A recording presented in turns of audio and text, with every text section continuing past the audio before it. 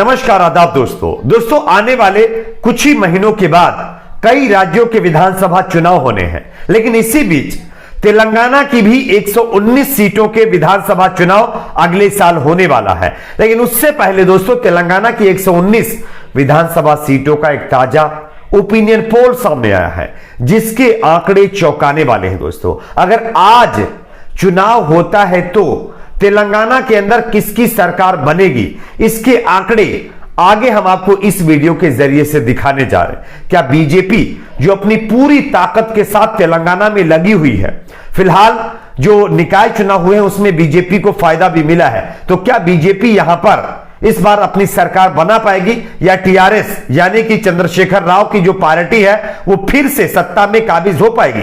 इसके आंकड़े आपको आगे विस्तार से दिखाएंगे। ये ताजा सर्वे दोस्तों एक भरोसेमंद सर्वे करने वाली एजेंसी का बताया जा रहा है, तो आगे इसके आंकड़े दिखाएंगे। साथ ही साथ दूसरी एक और अपडेट आपके साथ शेयर करेंगे जो कि आ रही है संसद को लेकर के। आप सभी जानते होंगे कि संसद की कार्यवाही में दोनों सदनों में कई शब्दों पर अब जो है पाबंदी लगा दी गई है, जिसमें जुमला जीवी और जो है तुर्रम खान, ऐसे मतलब बहुत सारी चीजें हैं जिस पर पाबंदी लगाई गई है। अब खबर आ रहा है कि संसद परिसर में धरना प्रदर्शन को लेकर के भी रोक लगा दी गई है। किस तरह से इस पर भी जानकारी देंगे, उससे पहले एक छोटी सी रिक्वेस्ट दोस्तों आपसे करेंगे, इस वीडियो को ज्यादा से ज्यादा आप लोग लाइक करिए। आपका एक एक लाइक हमारी मेहनत का फल होता है, तो प्लीज वीडियो को लाइक जरूर करिए। अगर आप इस चैनल पर नए तो सब्सक्राइब करके बेल आइकन को जरूर प्रेस कर लीजिए। बात करेंगे खबर की जो कि आ रही है तेलंगाना के 119 विधानसभा सीटों के सर्वे को लेकर के। आप सभी जानते हैं दोस्तों कि बीजेपी यहां पर पूरी ताकत के साथ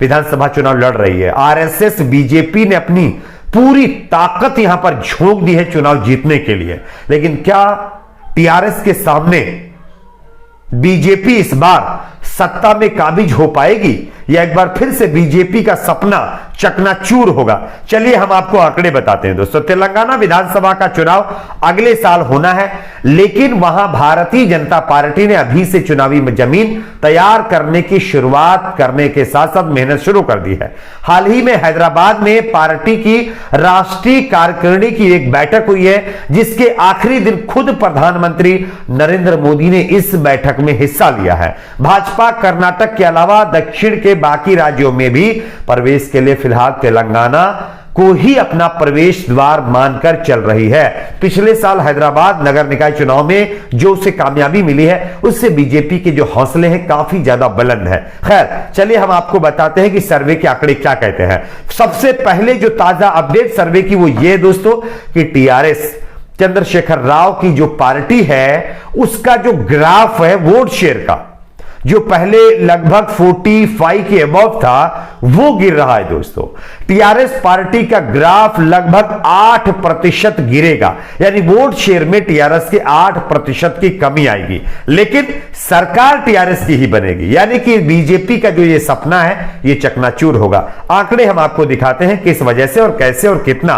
तेलंगाना में चुनाव पूर्व यह सर्वे किया गया है। AARAA पोल स्ट्रेटेजिक प्राइवेट लिमिटेड ने इस सर्वे को किया है।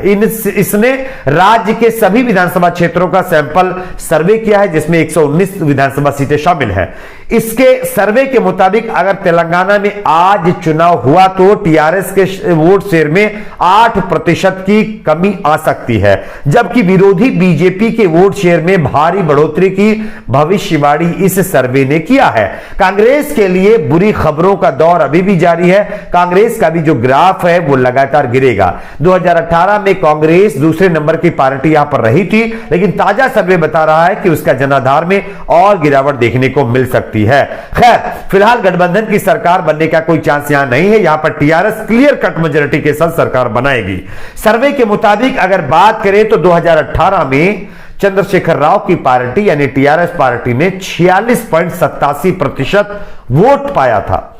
लगभग 47% वोट इन लोगों को मिला था, लेकिन इस बार यह घट करके दोस्तों लगभग 39% वोट शेयर रह सकता है, यानी कि 38.88% वोट शेयर टीआरएस का रह सकता है। यानी गुलाबी पार्टी की जो लोकप्रियता है उसमें बीजेपी सेंध लगाती हुई दिखा रही है, जो केसीआर को चिंता में डालने वाली बात है। सर्वे के मुताबिक आसरा पेंशनधारियों, महिलाओं और तेलंगाना में बस जाने वाले आंध्र प्रदेश के वोटरों के एक वर्ग में टीआरएस की लोकप्रियता हालांकि सबसे ज्यादा अभी भी बनी हुई है। यह सर्वे 2021 के नवंबर से 3 चरणों में सभी चुनाव क्षेत्रों में करवाया गया है। अगर बीजेपी की बात करें तो बीजेपी का जो वोट शेयर है दोस्तों वो लगभग 23.5% बढ़ने का अनुमान इस सर्वे के यानी कि आधार पर बताया जा रहा है। अगर ओवरऑल हम बात करें तो बीजेपी के तेलंगाना में पिछली बार 2018 में 6.93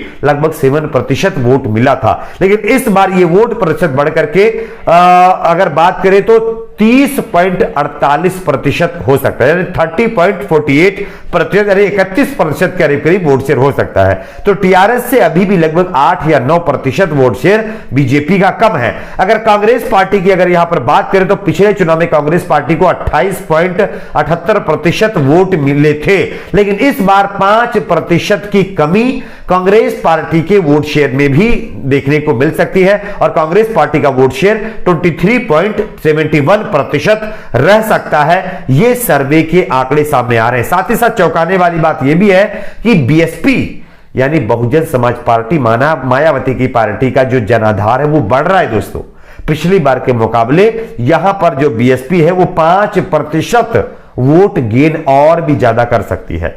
तो ये आंकड़े आ रहे हैं, लेकिन यहां पर दोस्तों अगर हम बात करें तो लगभग 50% से ज्यादा लोगों का यह मानना है कि यहां पर टीआरएस चंद्रशेखर राव की ही सरकार बनने वाली है। बीजेपी का सपना यहां पर चकनाचूर हो सकता है। खैर, आपको क्या लगता है दोस्तों, तेलंगाना में किसकी सरकार बनेगी? नीचे कमेंट सेक्शन में जरूर बताइएगा। एक और खबर की बात करते हैं दोस्तों। अगली बड़ी खबर संसद परिसर में विरोध प्रदर्शन पर रोक लगने को लेकर के सामने आ रही है। इससे पहले आप जानते होंगे कि संसद के दोनों सदनों में जुमलाजीवी जैसे कई शब्दों पर जो है रोक लगा दी गई और इसको लेकर के अभी विवाद खत्म नहीं हुआ है। अब खबर आ रही है कि संसद परिसर में कोई भी पार्टी अब अपना विरोध प्रदर्शन नहीं कर सकती है। अब संसद में जो है धरना प्रदर्शन पर रोक लगाने के निर्देश जारी कर दिया है और इसको लेकर के कांग्रेस पार्टी ने मोदी सरकार के ऊपर कटाक्ष करते हुए कहा है कि मोदी सरकार अब डरना यानी कि डर रही है और इसी डर का खौफ है कि लगातार तरह तरह के जो है फरमान जारी कर रही है। इससे पहले कई शब्दों, कई वर्डों पर, कई जुमलों पर पाबंदी लगाई गई जो मोदी जी खुद पर्यायवाची उस पर बनते नजर आ रहे थे। कई जुमले ऐसे हैं जो खुद मोदी जी इस्तेमाल कर रहे थे। अब वो जब सच साबित नहीं होते तो लोग उनके ही जुमले उनके ऊपर जो है यानी कह करके कटाक्ष करते हैं, तो उनको बैन कर दिया गया और अब जो है यहां पर विरोध प्रदर्शन संसद के अंदर नहीं करने की यानी कि बात कही जा रही है। खैर, इस तरह से क्या आवाज दबा करके आप अपनी सरकार को चलाना चाहते हैं? क्या यह ठीक है? यह कहते हुए कांग्रेस पार्टी ने बीजेपी को घेरा है। आपकी क्या राय है जरूर बताइएगा। वीडियो को लाइक, शेयर, चैनल को सब्सक्राइब जरूर करें।